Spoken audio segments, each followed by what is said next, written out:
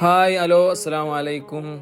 കോളേജൊക്കെ പൂട്ടിടോ, ആകെ എന്തോ ഒരു വല്ലാത്തൊരിതുപോലെ. ചെറുക്കന്മാരൊക്കെ പോവാനുള്ള തയ്യാറെടുപ്പിലുള്ളത്. പെട്ടി കെട്ടലും പെട്ടി റെഡിയാക്കലും അങ്ങനെ ഇസ്തിരി ഇടലും പോവാടെ എന്തൊക്കെയുണ്ടോ ഒക്കെ അങ്ങനെ ഓരോരുത്തർ ഇങ്ങനെ റെഡിയാക്കി തുടങ്ങി. അയൺ ചെയ്യുന്ന ഇടയിൽ ബദറിനോട് ചോദിച്ചപ്പോൾ ബദർ പറയേ കഴിഞ്ഞല്ലേ, ഇനി നമ്മളിപ്പോ എന്നാ കാണുക. റൂമിലെ ഓരോ വ്യത്യസ്തമായിട്ടുള്ള ഓരോ കാഴ്ചകൾ, ഫോണിന് ഊർജം പകരുന്ന ചാർജർ പോയിന്റുകൾ. എടാ പിന്നെ പോവാൻ തോന്നുന്നില്ലടാ.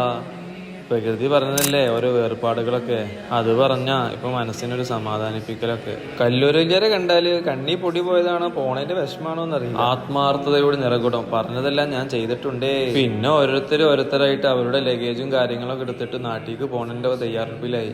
പിന്നെ ഓരോരുത്തർ അങ്ങോട്ടും ഇങ്ങോട്ടും കെട്ടിപ്പിടിച്ചാലും നിലവിളിക്കലും ആകെ എന്താന്നറിയില്ല.